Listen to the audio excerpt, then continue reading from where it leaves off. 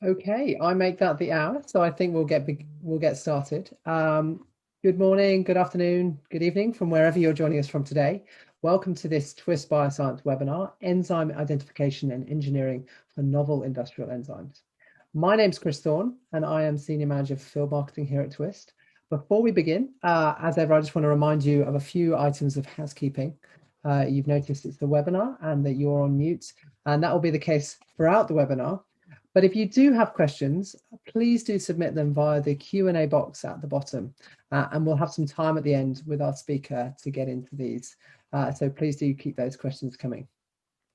Following the presentation, once we finish, we'll be sending you over to a brief survey where we'd like to gather some feedback on why you joined us and if you got what you were hoping to learn at the presentation. So please do take a minute at the end to fill in our survey.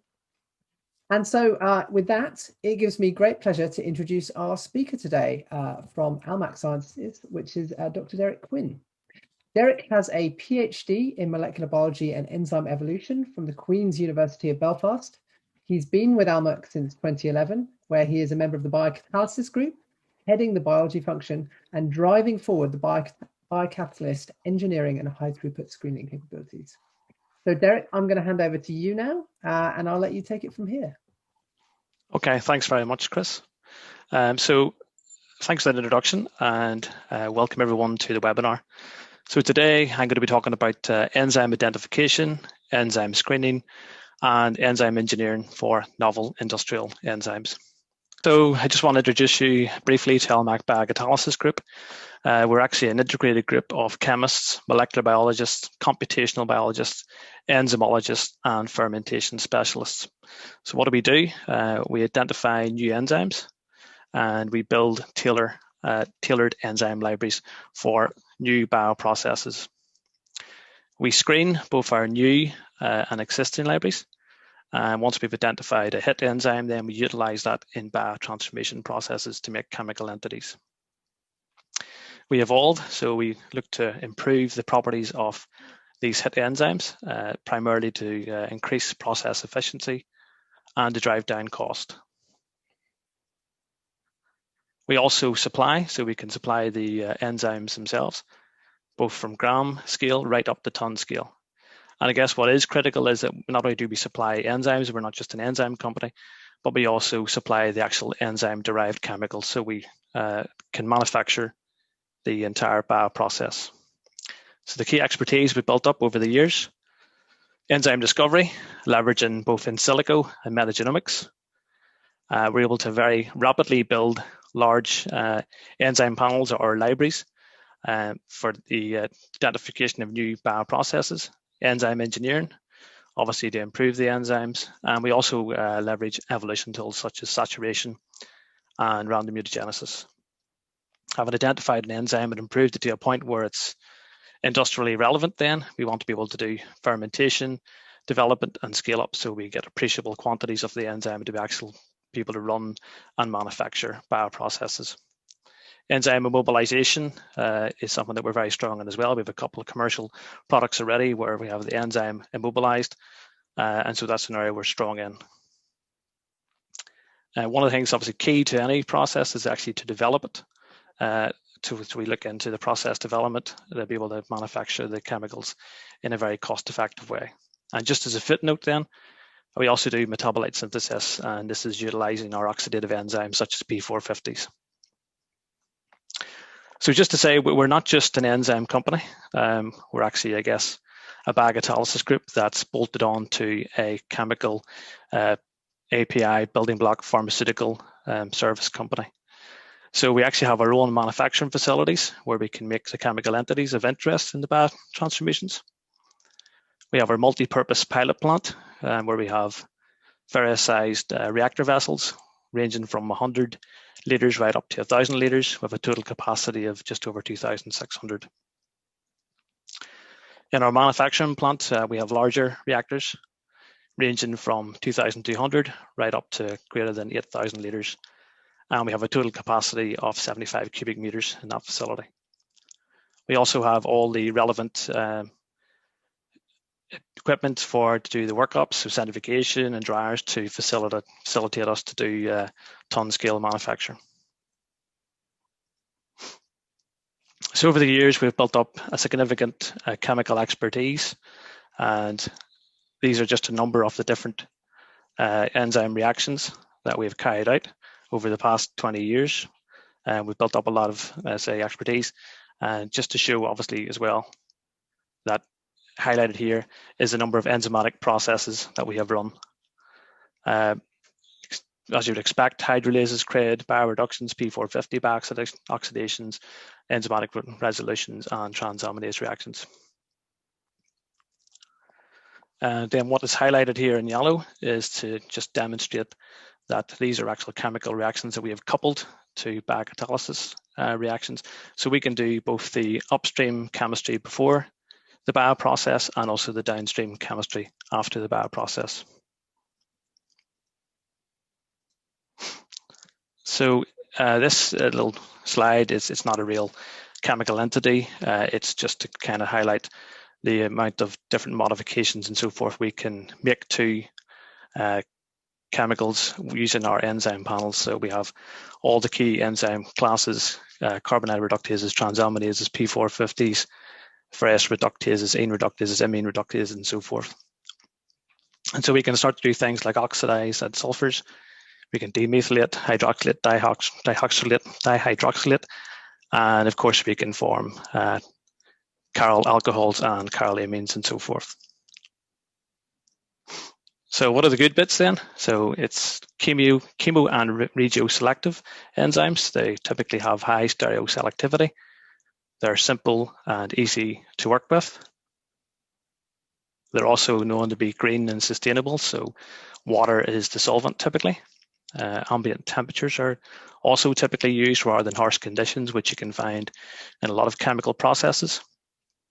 Where we're doing oxidation, it's typically atmospheric oxygen which is used, and the waste that is produced is typically non-toxic. So we just want to go on and talk about how our approach to enzyme library building, also to screening, and also to process design.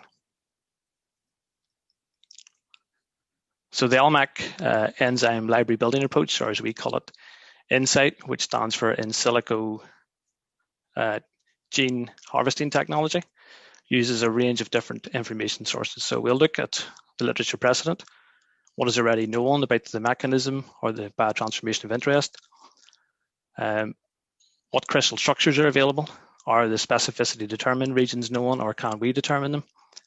We also use our own in-house knowledge or expertise. We've built this up over many years. So we know potentially which particular enzymes to gravitate towards. We use metagenomic data, which is exclusive to us. And also we leverage multiple sequence alignments. And we take all this information and we feed it into our bioinformatic analysis, and using some proprietary artificial intelligence, which helps us drive the selection of the enzymes, not just on homology, but actually on functionality. And we're able to generate a library of selective enzymes for the desired process. So for tailored enzyme library building, we use our InSight platform for this, and we can very quickly select a new library of enzymes within a short period of time, several weeks. The enzymes then are typically gene synthesized. Again, at a company such as Twist, I have to say Twist are very good. They're very cost effective and very rapid. So they're one of our go-to people, obviously, for this type of work. Once we have them in-house, then we take them and we express them in 86-well plate format for in-house screening. If it's going to be a kit that we send out to customers, then we reformulate it in a way that is very easy for the end user to use. In terms of the library numbers, we're very flexible. It can be a single enzyme if needs be. And we go right the way up to over 100 enzymes if the project warrants it. And as I said here, just in bold, to point out that, Twist for us is the go-to company for this because they're such rapid and cost-effective gene synthesis. And then having identified an enzyme of interest, if the customer needs it, we can supply that from MIG scale right up to ton scale, and in various formulations. It can be whole cells, it can be cell-free extract, it can be a mobilized enzyme. So enzyme screening is absolutely critical to what we do. We need to be able to do it quickly and efficiently, and that's what our expertise is built upon. So when we initially do our enzyme screening, it can be an existing kit, one of our ones I talked about, the carbonate reductases, transaminases, or so forth, or it can be one of our new tailored enzyme libraries. If we're doing this in-house, obviously our scientists have got the expertise to be able to handle the enzymes in the best way possible. If we're sending out to our customers so that they can do this in their own labs, well, then it's sent as a kit which complete with instructions and all the required components, etc. So having done that, then we set up the enzymes reactions. We run them typically overnight, longer in some instances, and typically around 30 to 37 degrees, although that can change upon the enzyme class and where there's any thermostable enzymes in there and so forth. After that, then we want to do the sample workup for either UPLC, GC, or if we're lucky enough to have it, then a colorimetric assay, which obviously allows us to do larger numbers. Having done that, then we carry out the analysis, and we look at not only just the conversion, but also the selectivity. And then once we have that information in hand, in just a matter of a few weeks typically, we can then generate a report detailing the results, the conversions, selectivity, and the recommended further steps. Do we need to carry out further enzyme engineering of the enzyme? Is it process development required, or actually is the enzyme just fit for purpose straight away? And this is just a quick case study and to demonstrate how effective this can be. So this was for an amine reductase. The customer was interested in the conversion shown here. And it wasn't what I would ever call a very large library, only 50 enzymes. And we put that through our in silico approach. Having got that, then we had the genes synthesized, cloned and expressed rapidly in E. coli, and then we screened against the substrate. And we got a number of hits, but I guess most pleasingly was the IRED number 20, which gave 100% product formation, and also critically, it gave the correct S in enantiomer. So just showing how rapidly we can generate enzymes for a given biotransformation. As I said at the start, we're not just a enzyme company. We pride ourselves on being also a chemical company. So we're interested not just in improving the enzyme, although that is of interest, but also looking at all the various levers or steps along the process development pathway. So we'd start off any bioprocess, we need to have an enzyme hit. That can come from one of our kits. It can come from one of the tailored new libraries, specifically for the customer's substrate, or it can be indeed that we've already found a hit and we've actually done some enzyme engineering and we're feeding in new and better catalysts into the process. So having done that, we want to look initially at process optimization. So that's looking at all the key parameters around the reaction. That will be such like pH, substrate addition, enzyme concentration, cofactors, co-solvents, and so forth, and trying to work out what is the best conditions for the actual enzymatic reaction. We don't just have to focus on the enzyme, as I say. We're also interested potentially in looking into substrate engineering. In this instance, you can modify the substrate in subtle ways so that it's actually more amenable to the enzyme. So you get better efficiencies, but actually you're able to still generate the final chemical entity. And we use other technologies where applicable. If we believe there's some mass transfer issues which can be possible in bioprocesses, then we can look to use things like ultrasound, which we have successfully used in the past to really alleviate that. Resin application is a big thing. It can be just even to extract out the final product from the bioprocess in an efficient way, or it can be that some bioprocesses suffer from product inhibition. So to have these bind to the resin actually assists in driving the titers. And as I said, we've got quite a lot of experience in enzyme immobilization. And we pride ourselves on being able to apply this when it's applicable to any particular process.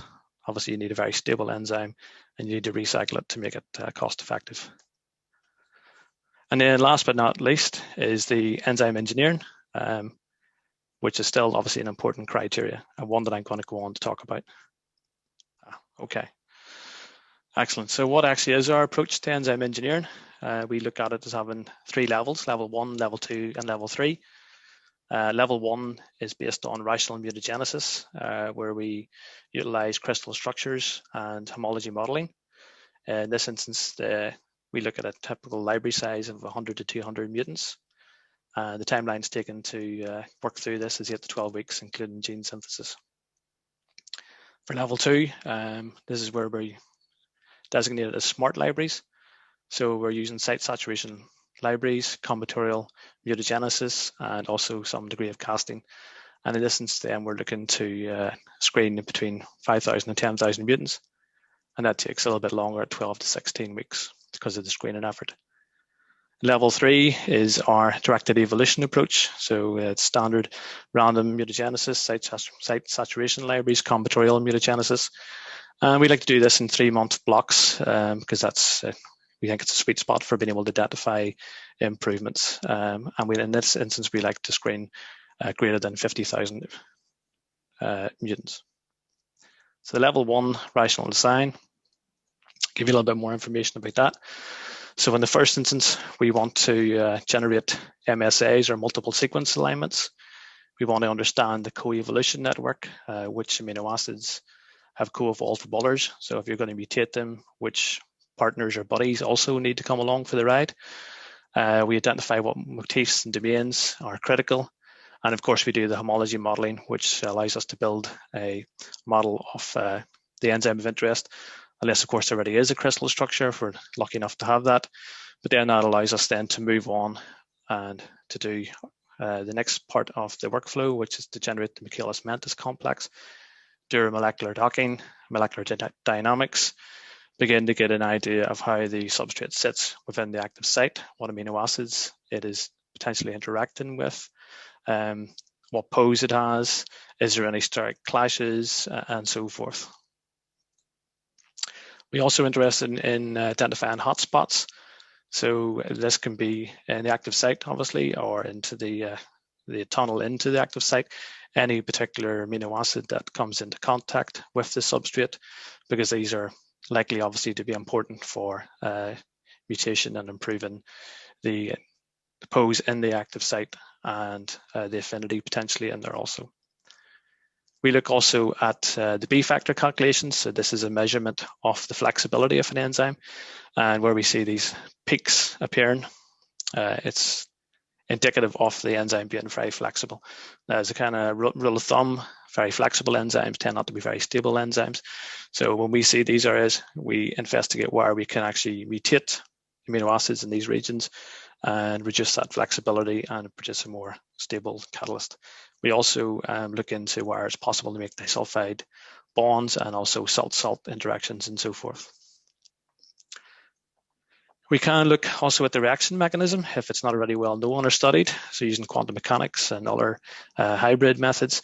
What I would say is that we do this only where it's absolutely required, because the computationally this is quite expensive, time consuming and so forth. So unless we feel there's an absolute requirement for it, we don't tend to do that, but we do have the capacity to do it. From that then we get our library of rational mutants. Having identified what we want to mutate them, we retest them in silico to actually see how they affect the potential catalysis, the affinity, the pose of the substrate in the active site and so forth before actually proceeding to have these genes synthesized. And that's obviously at that point then, that's where we would involve twist again in the generation of the mutants via the gene synthesis. Having got that back in hand then, we do the expression and screening in E. coli typically. We identify which mutants are more active than the wild type. Then we obviously have to take that information and we can cycle that back through this process. So it can be an iterative process where we learn and build upon the experiences from this. Level 2 smart libraries. This is, I guess, where we begin to leverage the information that we've gathered from the level 1 approach, so that in silico analysis. We increase the multiple sequence alignments and make those larger if possible. We also look into the in vitro screen results and see what that information gives us. And we also spend more time on the homology modeling to try and identify more mutational hotspots. Having identified these, what we term hotspots, we can carry out saturation mutagenesis on them. And this is just used to identify the mutational landscape of the enzyme. So what amino acids can mutations bring about improvements, or vice versa, which ones do they kill the enzyme? And then having identified typically single site or maybe the odd time double mutants, we then want to see if we can use casting approach to be able to identify combinations of double mutants, which bring about further improvements. And so you would look to do this maybe in the active center, where you've taken combinations of mutants here and mixing them with combinations of mutants here to try and leverage that information as much as possible.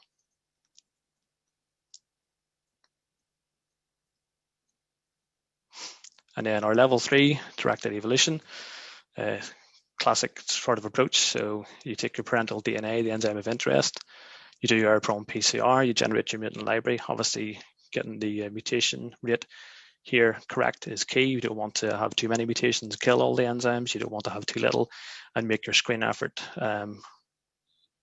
not valuable. Obviously, because we're in a numbers game here, we want to do colony picking, use our liquid handling robots and so forth. But when you've done the expression, you want obviously to test the activity, and ideally you would like to have a colorimetric for that. Key is hit confirmation. Just because it looks like the enzyme is better, you have to kind of rule out that it's not a false positive. So we will always go back and confirm that the actual mutation is definitely bringing about an improvement. And then key to that, when that it is found to be the case, then is sequencing of that to identify what the mutation is, and then feeding that back into the system again. And that then can be used for further rounds of mutagenesis. And it's really a very iterative process. You can see here, you can represent it as a cycle. And what we would hope to do is potentially get 2 to 3 of these cycles in a 3-month block. Yes, this slide is by no means an exhaustive list, but it just gives you an idea of the number of enzymes and different types of enzymes that we have actually engineered and evolved over the years. I'm going to go on then to give you some examples, case studies. In the first instance, it's going to be on the transaminase that we worked on. This is a nice piece of work because we published this and I can talk about it openly and tell you exactly what we did and so forth. And that was in ACS catalysis. So transaminases typically are known to have what's regarded as being a large pocket and a small pocket. And the small pocket here can potentially make it challenging for the acceptance of substrates such here as ketone 1. And certainly for this enzyme, this particular wild type, which was a Fibrio flavalis, really struggled to do much conversion on this particular ketone. So we used our approach, level 1 approach, to try and understand why that would be and what we could do to alleviate that. So we put in the substrate to acetic biphenyl. What we immediately seen was that it was in what we regard as a non-catalytic pose. The distance between the amino group of the PMP and the substrate carbonyl here is 5.1 angstroms, which is far from ideal. And I guess one of the major issues that was identified was the tryptophan 57 here. It was causing a steric clash and it preventing this from getting any closer to the PMP. Also, there wasn't very many kind of beneficial interactions in the active site, so it wasn't surprising to find that it had probably low affinity and low conversion based on what we had seen. So after carrying out our structural analysis, we looked into our coevolution network. We were able to get an understanding then of which particular amino acids were important in which sites, also which had evolved together. So if we seen, for instance, that this 415 residue was important, again, we would know to obviously potentially bring in 228 along and 57 because it's has co-evolved with those, and that's maybe fundamental to retaining activity. What this also does is tell us what can't be accepted at particular amino acids. So if it's never seen in nature, it's unlikely that us inserting it is actually going to bring about anything beneficial. And in this slide then actually shows then what was our best mutant after carrying out our level 1 approach. And I hope you can see straight away that the attack distance here is down from 3.1 or down from 5.1 to 3.1. We've mutated this tryptophan to phenylalanine, which has alleviated the steric clash to some degree. And we've been able to introduce other mutations which bring about a lot more positive interactions. So the affinity for the substrate here is much higher and the attack distance is much better. And just of note then as well, when we were doing this study, we identified that this valine here at 153 was actually not that conducive to stabilizing the interface here. And so we changed that to a serine, and that actually brought about a much more stable enzyme, which performed well at 50 degrees compared to the wild type. So we did actually just 2 rounds of our level 1 approach, and we screened just a total of 113 rational variants or mutants over those 2 rounds. And the best variant showed an improvement of greater than 1700-fold compared to the wild type. So really interesting how much we were able to improve the enzyme for that particular substrate in such a short period of time and with such a small number of mutations. The next case study is lipase. This is a piece of work that we did in collaboration with our local university, the Queen's University of Belfast, a Chinese university, which I'll show on my acknowledgements slide, and also with Manfred Reitz, who is well known for his work on casting studies. So the goal was to engineer artificial enzymes for Cal-B. It's the classical type of enzyme it's known to have. It's very famous in biocatalysis. It's able to withstand very harsh conditions and be able to deal with a lot of different substrates and so forth. So it's very well known. Its catalytic triad is based on serine, so it's serine, histidine, and aspartic acid. We want to do is evolve that, see if we could turn it into a hybrid where it has a cysteine instead of a serine. This is something you see quite often in the world proteases, perhaps not so much with lipases. But in the literature, it's well known that if you do this typically with lipases, you tend to reduce activity very significantly. In the context of Cal-B, this was less, it was only a much smaller drop in activity than maybe expected for some lipases, but obviously it still suffered. What was key to this though was actually stepping in and mutating the binding site around where the substrate goes in and the active site, and being able to change those amino acids in such a way actually that we were able to drive the activity back up again and actually in the end achieve a 40-fold higher catalytic efficiency for the substrate shown here as 1. So iterative saturation mutagenesis was used for this. So there was 6 different positions in the binding pocket which were identified, and 12 amino acids were tested at each of these positions. From that then there was built up the knowledge base of what were the best 2 amino acids at each position, and from that then combinations of those mutations with other best combinations were tested, so to try and minimize the amount of screening effort but still maximize the output.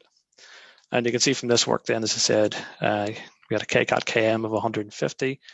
That dropped to 88 when we changed to a cysteine. But with the addition of these further mutations, then we're actually able to drive that back up to greater than 5,900. Another aspect of this work was actually we were able to see much better substrate tolerance with the Cal-B, and it now started to do reasonable levels of catalysis with these types of substrates shown here. And then my final case study is with a lyase enzyme. This is a nice one because it encompasses all 3 levels, the level 1 approach, the level 2 approach, and the level 3 approach. So we initially started this work as a panel or library build of 50 enzymes. We tested those, screened them for activity. We identified what was the lead candidate, and that then was taken forward for enzyme engineering.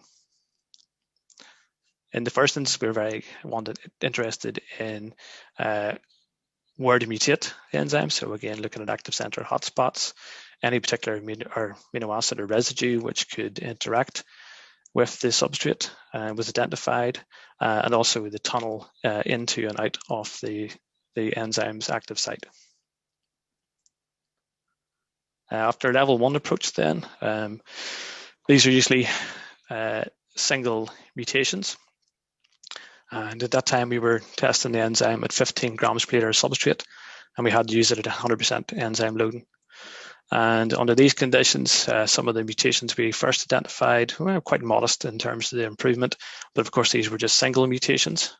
When we began to identify other mutations and to combine these ones in the second round, we were able to push this on up. So we were getting to 50 grams per liter and 50% enzyme loading. Over rounds 3, you can again see that the wild type is starting to become smaller in terms of the conversions, because we're up now at 50 grams per liter and 25% enzyme loading, and some of these mutations are starting to become, really quite productive. And then after the 4th round, hopefully you can see that the wild type is a vanishingly small blip on the baseline when we're at 50 grams per liter and 10% enzyme loading, and the mutations here are pushing forward to 50 and 60% conversions. We also applied our level 2 smart library approach. And this, I would say, we leveraged the information gathered in a level 1 approach, where we're looking at the homology models and so forth, and understanding what mutations actually work. We also increased the size of the multi-sequence alignment of the lyase enzymes to help us identify further hotspots, and also we looked into identifying B factor residues to help stabilize the enzyme. So we actually settled on 48 positions, which were mutated to generate the site saturation library. And again, this was synthesized at a twist. And in this instance, we decided to go for all 20 amino acids rather than limit ourselves. These were taken back in hand, put into E. coli, rapidly grown and expressed in 96 well plates. We did 48 times 96 in this particular instance. And at this time, we were screening at 20 grams per liter substrate. We were able to find a number of different enzymes. So here shown is the fold improvement from this approach. We were able to find some ones that are able to do, 2-fold improvements right the way up to 10-fold improvement using this approach. What I can say is, where you see that there's a red box around here, that means that that's a single amino acid site. So it sort of represents that more than one amino acid can be put into this position and bring about improvements. And obviously this one here is a very important amino acid in this particular enzyme, and several different amino acids could actually be put in there in exchange of the wild type residue and bring about improvements. So our level 3 random mutagenesis, this is where we just use random mutagenesis error-prone PCR. We try and find a mutation rate between 1 and 4 amino acids. If you have too many, you kill the enzyme. If you have too little, you're screening primarily wild types and you're wasting effort. Again, in this instance, we were screening at 20 grams per liter, and this particular set of results, we screened 35 times 96 well plates. Again, when we identified any mutations which looked like they were improvements above the wild type, then we wanted to confirm that to make sure they were real, and obviously then to sequence those. And then again, any information from this was fed back into the in silico approach to see if we could build upon that or to produce other combinations of these mutants. One of the things that I found quite interesting in this approach was that 1 or 2 of the mutations actually come back as silent mutations. They didn't actually change the amino acid sequence, but what they did do was change the tRNA that was used. And our hypothesis was that it had selected a lower abundance tRNA in a particular position than what had been there. And it probably just gave the enzyme just that a little bit more time at that critical folding stage, so that it was actually in a better fold in terms of expression in E. coli. So what did that look like when we brought all 3 of these approaches together? So all these were done on this particular project, 1, 2, and 3. So you can see here we start off with the wild type at the bottom. And as we move through the project, our best mutant at the time was mutant 479, which worked at 50 grams per liter and 2.5% enzyme loading in an overnight reaction to get virtually full conversion.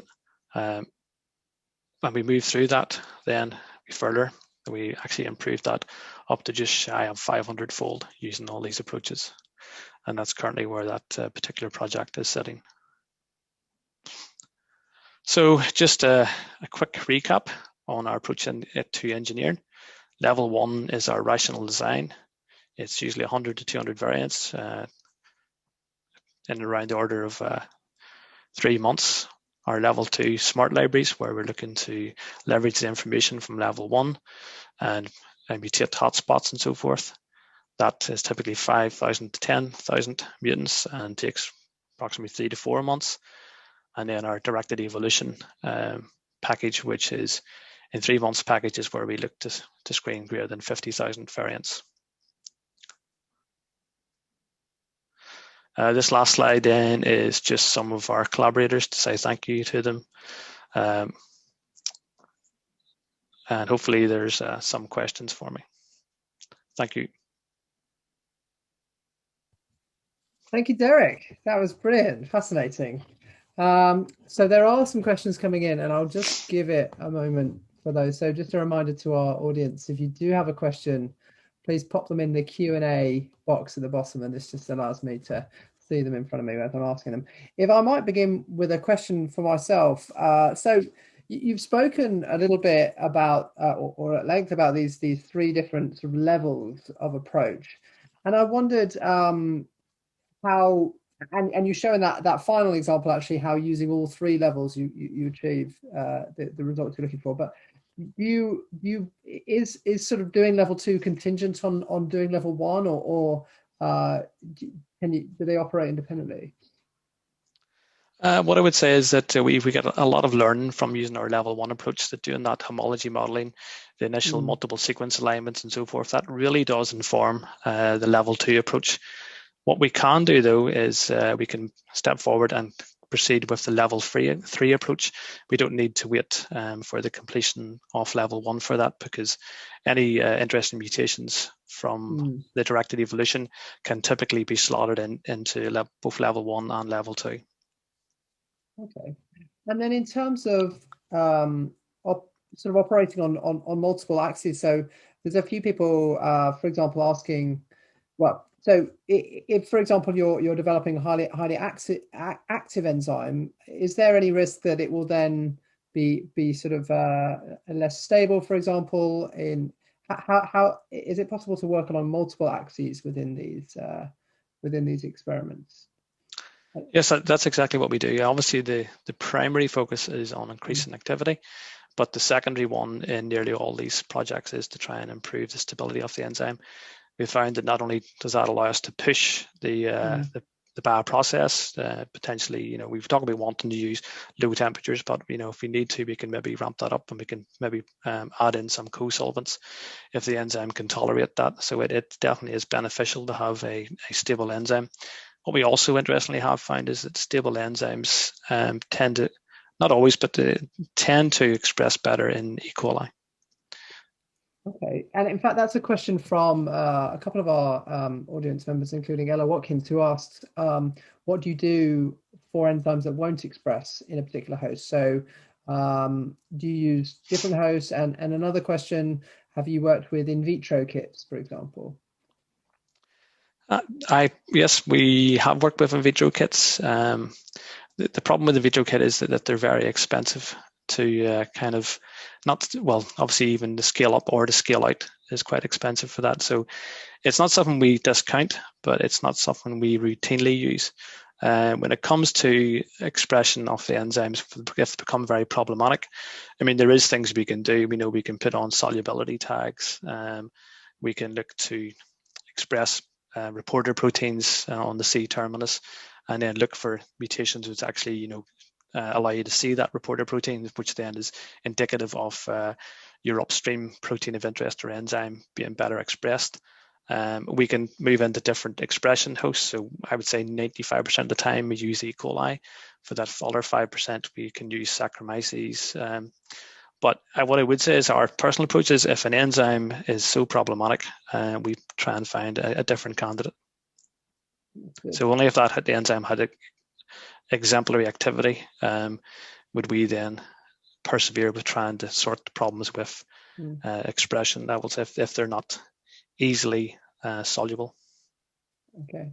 So one thing that you mentioned, which I thought was fascinating, was that that observation at the end regarding the silent mutation and Mhm. your hypothesis that it could affect the tRNAs being recruited. So one question from one of our attendees is regards to your mentioning the use of artificial intelligence with respect to your engineering process, and I wondered if those kind of observations are being fed into that, or perhaps you could elaborate a little bit more on what you mean by this sort of artificial intelligence that you're using to Well, the interpret. artificial intelligence in that context is more about the selection of the enzymes in the first instance. Yeah. So as I say, we have thousands of different enzymes for all the different major enzyme classes in house. But sometimes customers come to us and they have a problematic or tricky type of substrate, and then we have to go back and rethink what else can we bring to bear onto this particular problem. And so there we're interested in docking in their substrate into crystal structures, seeing how well they potentially bind in there, and then using that information along with the artificial intelligence to help drive the selection of the correct enzymes from the databases and from our own metagenomic data. Okay. So a question here from Hans Jürgen. There are several immobilization paradigms that have been used, and asking whether you could give your opinion on the respective pros and cons. So I don't know if you have an opinion on this case.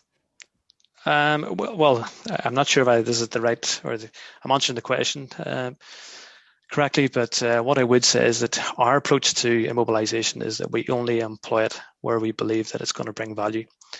For a lot of the bioprocesses we run and see, we would struggle to see where they can bring value because you're adding additional cost, additional steps.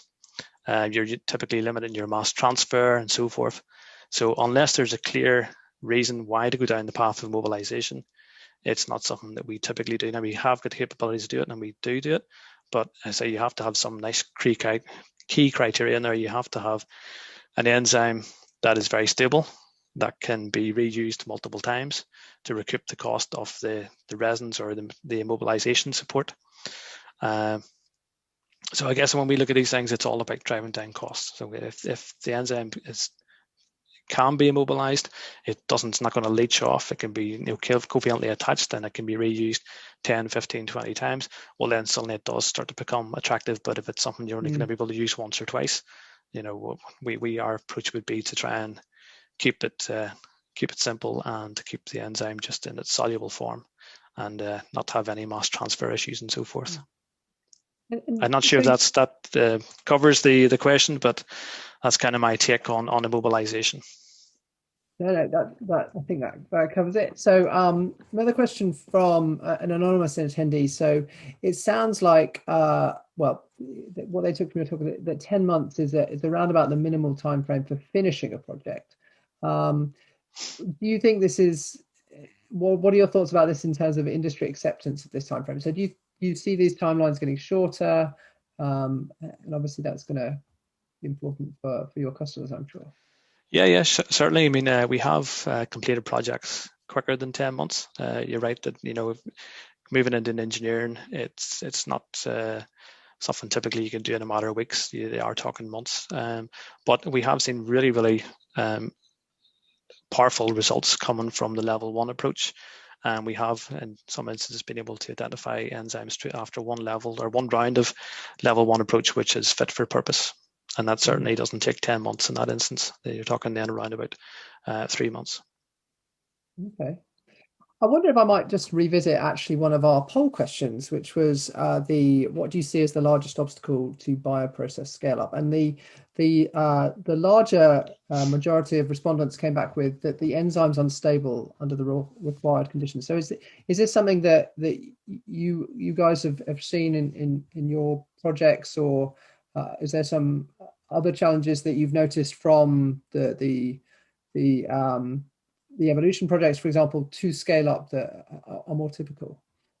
Well, oftentimes the substrate solubility can be a big issue, and obviously you want to get some co-solvents in there. So a lot of the enzymes fall apart in the presence of co-solvents, and you can only tolerate maybe 5 or 10% depending on what the co-solvent is. So that can obviously be an issue as well. temperature. Temperature usually improves solubility, but if you want to do that, then is it at the complete detriment of the enzyme? So yeah, I mean, that's what I'm saying in our approach. We think of it as kind of almost low-hanging fruit to always look for a more stable enzyme over the wild type, because we haven't seen any instance where it's not beneficial.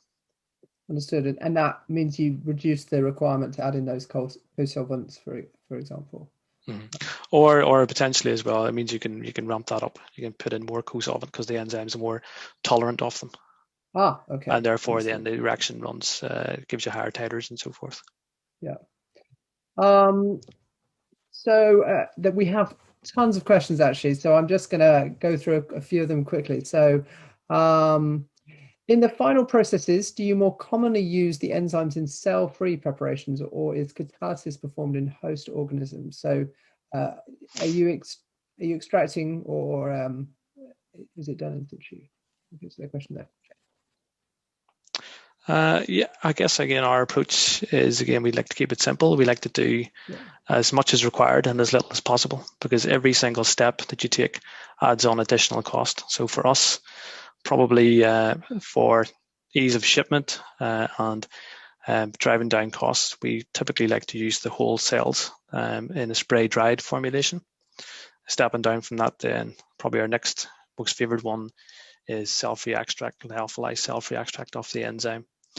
And of course, there is actual potential applications where you definitely do need that. You cannot use whole cells and so forth because of regulatory requirements and so forth.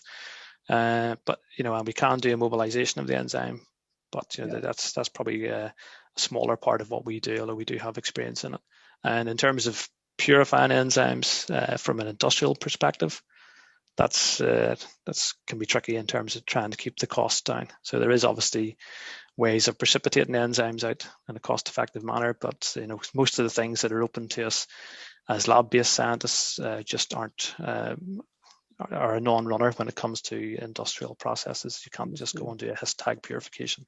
Yeah, and a question sort of related, so from Pradeep, which is how predictive are you've alluded to this a little bit before in the previous question, but how predictive of performance are these lab-based assays to your then large-scale fermentation processes? So could you comment on that? Yeah, that can obviously be a challenge, because obviously when we're doing things, large number of variants, such as the level 2 or the level 3 approach, it's a trade-off. So there we want to have minimization or miniaturization, I should say. So we want to get down into 96 well plates as a bare minimum.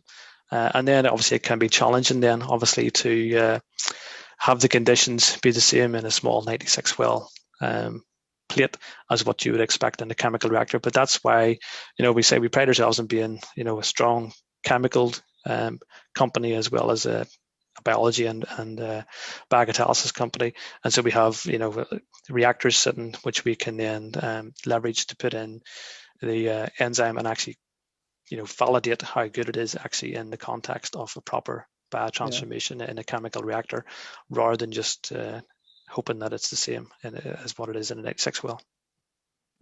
So that's a key part in any of our projects. We benchmark as we move along in chemical reactors. And just pertaining to that 96 well plate format, so question from Neil Adams, which is, are you normalizing by protein titer, or are you using E. coli titer at all to standardize culture plates? Typically, when you get into very large numbers, it's typically easier to do it by the E. coli rather than the protein titer, because again, there's less steps involved and so forth. And as I said in the presentation, though, that's why we always go back and validate that anything we see in terms of the level 3 approach or the level 2 approach is actually real. So we'll always take a step back, a sanity check, and test. We think these are better mutations, they bring about improvements. Well, let's actually put that to the test. Let's see if that's an N of 1 or it can be repeatable. And then at that point where it's shown itself to be of interest, that's when we'd look at, and the numbers are smaller, that's when we would look at the protein expression levels and so forth. Understood. Right. Well, I think we actually have many questions still on the list, actually, Derek, but we are coming up on, well, we're well past the 45-minute mark. And I think what I'll do actually is say to our audience today that we do have a list of these questions, and we will share them with Derek afterwards, along with the names where you provided them, and we'll try to follow up by email.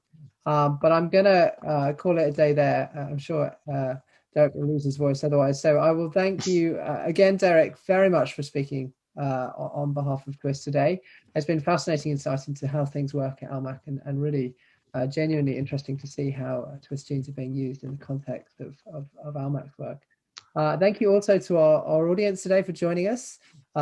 If you have some feedback, please do take a few moments to just fill in our survey once the webinar finishes. If you have additional questions, please don't hesitate to contact myself at Twist or Derek at Almac. And hopefully we'll see you guys all at the next webinar. All the best, and thank you for joining us.